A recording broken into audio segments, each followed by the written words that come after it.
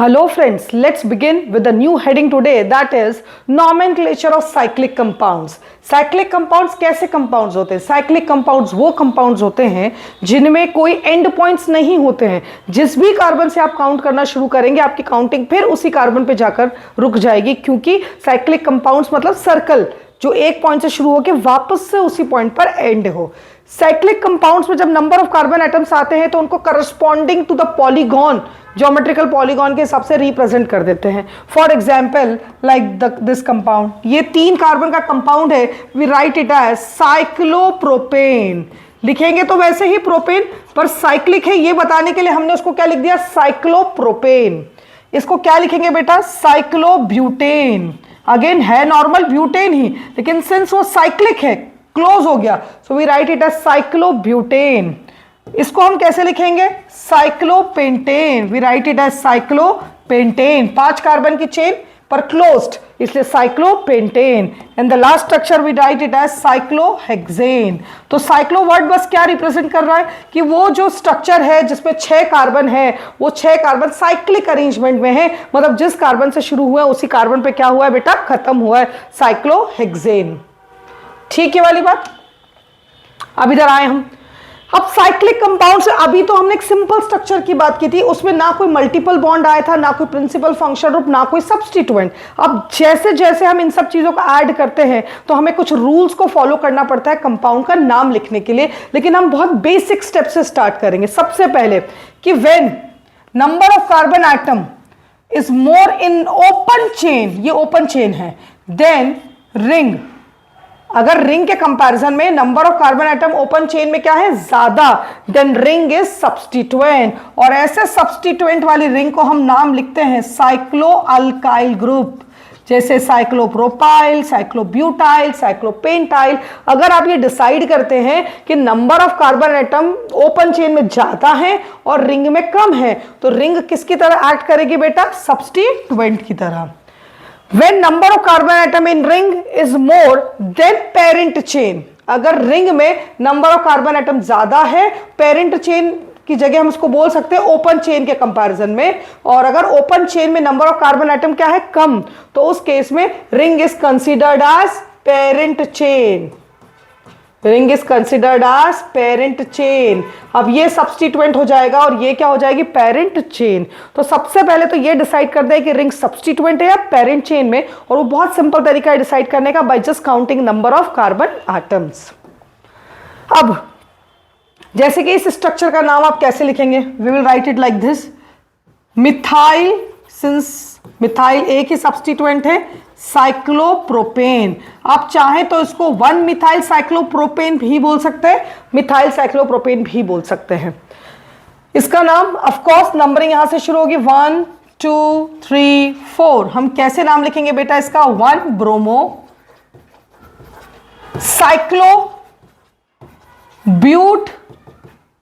और अब हमको क्या लिखना है इसको, साइक्लोब्यूटेन. तो हम क्या लिखेंगे, साइक्लोब्यूट 1 एन, मतलब ब्यूट 1 इन, मतलब जिस कार्बन पर डबल बॉन्ड है उसी कार्बन पर ब्रोमीन भी लगा हुआ है, तो 1 ब्रोमो साइक्लोब्यूट 1 इन. अगर इधर हम नाम लिखेंगे तो ऑफ कोर्स मेन चेन हमारी कौन सी हो जाएगी, 1 2 3 4 5 6 7. We will write it as 3 cyclopropyl, 3 cyclopropyl heptane. Heptane open chain represent कर रहा है और साइक्लोप्रोपाइल क्या रिप्रेजेंट कर रहा है बेटा, सब्स्टिट्यूएंट. ठीक है वाली बात. If ring and open chain both have same number of carbon atom. अब जरूरी तो नहीं है हमेशा डिफरेंट ही कार्बन एटम हो, ऐसा भी तो हो सकता है, जैसे हमने कुछ केसेस लिखे हैं जहां पे रिंग और अपने ओपन चेन दोनों में ही नंबर ऑफ कार्बन एटम क्या है, सेम. तो वहां पे फिर नाम कैसे लिखा जाता है, उसके लिए हमको इस अरेंजमेंट को ऑब्जर्व करना पड़ता है. ये जो अरेंजमेंट है, अगर इस अरेंजमेंट में इस तरीके से चेन सब्स्टिट्यूएंट जैसी लग रही है तो चेन पेरेंट हो जाएगी. क्यों, क्योंकि उसमें बीच में कहीं पर ये सब्स्टिट्यूएंट लगा है बीच में. लेकिन अगर वो रिंग के इस कोने से शुरू होती है और पूरी की पूरी कांस्टेंट लंबी चेन होती है, तो उसको फिर हम क्या मानते हैं, रिंग को पेरेंट चेन. यहां पे रिंग पेरेंट चेन हो जाएगी, यहां पर रिंग सब्स्टिट्यूएंट हो जाएगी. इसका नाम कैसे लिखेंगे, इसका नाम अगर चेन सब्स्टिट्यूएंट है ये हम लिखेंगे 1 ब्यूटाइल साइक्लोब्यूटेन, हम लिखेंगे 1 ब्यूटाइल साइक्लोब्यूटेन, क्योंकि यहाँ पे नॉर्मल अरेंजमेंट है, एक स्ट्रक्चर खत्म हुआ दूसरा स्ट्रक्चर स्टार्ट हुआ, तो यहां पर ये जो रिंग है वो किसकी तरह एक्ट करेगी, पेरेंट चेन की तरह। लेकिन अगर कॉम्प्लेक्स अरेंजमेंट है, मतलब चेन में कहीं बीच में रिंग आ गई है, तो ऐसे केस में ring is considered as substituent. हम क्या लिखेंगे, 1 2 3 4, हम लिखेंगे 2 cyclobutyl butane, we will write it as 2 cyclobutyl butane. तो बच्चों हमने सब बातें कर ली है अभी। कभी number of carbon atom main chain में ज्यादा है और रिंग में कम है तो रिंग सब्स्टिट्यूएंट। अगर number of carbon atom ring में ज्यादा है और मेन चेन में कम है तो रिंग इज पेरेंट चेन। लेकिन अगर दोनों में number of carbon atom same है तो फिर अरेंजमेंट पे डिपेंड करेगा। अगर नॉर्मल अरेंजमेंट हुआ तो रिंग इज पेरेंट चेन, और अगर कॉम्प्लेक्स अरेंजमेंट हुआ तो रिंग इज सब्स्टिट्यूएंट। ऐसा तभी करना है जब number of carbon atom ring में और ओपन चेन में क्या हो, same. Now the one which has principal functional group is main chain irrespective of number of carbon atoms. अब वो कहते हैं कि भाई जिसमें प्रिंसिपल फंक्शनल ग्रुप होगा वही मेन चेन है, चाहे रिंग में प्रिंसिपल फंक्शनल ग्रुप हो तो वो मेन चेन है, ओपन चेन में प्रिंसिपल फंक्शनल ग्रुप हो तो वो मेन चेन है। उस बात से अब हमको कोई लेना देना नहीं है कि किसमें नंबर ऑफ कार्बन एटम ज्यादा है या कम है। हमने एक एग्जाम्पल लिखा है इस स्टेटमेंट के सपोर्ट में। हमने ये दिखाया है कि देखो यहां पर 2 ही कार्बन एटम है और यहां पर कितने हैं, 4। फिर भी इसका नाम कैसा लिखा जाएगा जानते हैं आप, 1 2, we will write it as 2 cyclobutyl. ये ब्यूटाइल जो है साइक्लोब्यूटाइल, ये अपने आप सब्स्टिट्यूएंट में चला गया क्योंकि प्रिंसिपल फंक्शन ग्रुप COH कहां है, ओपन चेन में। तो 2 साइक्लोब्यूटाइल इथेनोइक एसिड, ये 2 कार्बन की चेन, इसको क्या लिखेंगे, ethanoic acid. In case of multiple bond and functional group both are present, then main chain is the one which contains principal functional group. हमें प्रिंसिपल फंक्शनल ग्रुप पे focus करना है, हमको मल्टीपल बॉन्ड से कोई लेना देना नहीं है। जहां प्रिंसिपल फंक्शनल ग्रुप होगा हम उसी को प्रायोरिटी देंगे, भले उसमें नंबर ऑफ कार्बन आइटम क्या हो जाए, कम। जैसे इसको देखिए आप 1 2 3, 1 2 3 4, क्या लिखेंगे, 2 ब्यूटाइल साइक्लो प्रोपेन नोन, चाहो तो 1 ओन भी लिख सकते हो, चाहे तो डायरेक्टली भी लिख सकते हो, साइक्लोप्रोपेनोन। हमें कोई लेना देना नहीं है कि किसमें कितने कार्बन एटम है। इन केस हमने प्रिंसिपल फंक्शनल ग्रुप कंपाउंड में देख लिया है, तो जहां प्रिंसिपल फंक्शनल ग्रुप होगा वही क्या होगी, हमारी main chain. In case ring is parent chain and contains multiple bond, then multiple bond gets 2 consecutive number. इस पॉइंट को समझे आप, हमेशा मल्टीपल बॉन्ड को जो भी नंबर पहला देते दूसरा भी वहीं से देते। हम ऐसा कभी नहीं कर सकते कि हम नंबरिंग यहां से स्टार्ट करें और 2 यहां चले जाए, पॉसिबल ही नहीं है। अगर आपने इसको 1 कहा है तो इसको ही 2 कहना पड़ेगा। समझ रहे हैं आप मेरी बात। मल्टीपल बॉन्ड को रिंग केस में हमेशा कैसे नंबर मिलेंगे, 2 कॉन्जिक्यूटिव नंबर।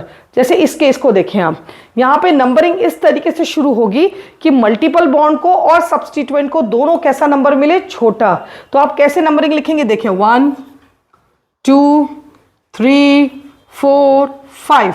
मैं साइड में इधर बताती हूं, आप ऐसा नहीं कर सकते हैं। आप सोचेंगे 1 इधर दे दूं और 2 इधर दे दूं जिससे दोनों मल्टीपल बॉन्ड को छोटा नंबर मिल जाए, ये पॉसिबल नहीं है, ऐसा हम नहीं कर सकते हैं। हमें हमेशा हर मल्टीपल बॉन्ड को कैसा नंबर देना है, 2 कॉन्जिक्यूटिव नंबर।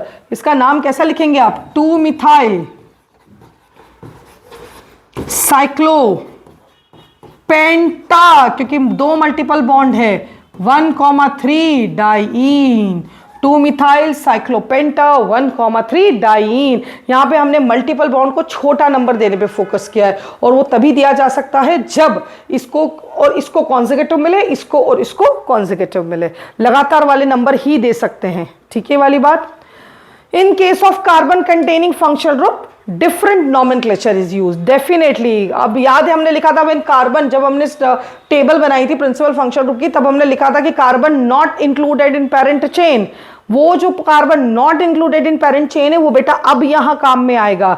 जैसे कि पहले वाले स्ट्रक्चर को आप क्या लिखोगे, साइक्लोहेक्सेन कार्बोक्सिलिक एसिड। मैं ओइक एसिड नहीं लिख सकती हूं, वो गलत हो जाएगा, क्योंकि अगर मैं साइक्लोहेक्सेनोइक एसिड लिखती हूं तो हेक्सेनोइक एसिड का मतलब कंपाउंड में 6 ही कार्बन है, लेकिन साइक्लोहेक्सेन कार्बोक्सिलिक एसिड मतलब कंपाउंड में 6 और एक कार्बोक्सिलिक एसिड का 1, टोटल कितने कार्बन हो गए 7।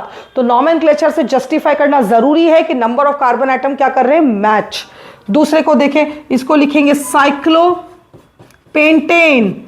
कार्बल्डिहाइड, साइक्लोपेंटेन कार्बल्डिहाइड, क्योंकि यहां पर जो प्रिंसिपल फंक्शनल ग्रुप है ये मेन चेन में इंक्लूडेड, इसका कार्बन नहीं है, तो इस तरह की नॉमेनक्लेचर आएगी। इसको देखें, इसको कैसे लिखेंगे आप, ऑफ कोर्स दिस इज 1 2 3 4 5 6, इसका नाम कैसे लिखेंगे बेटा, इट इज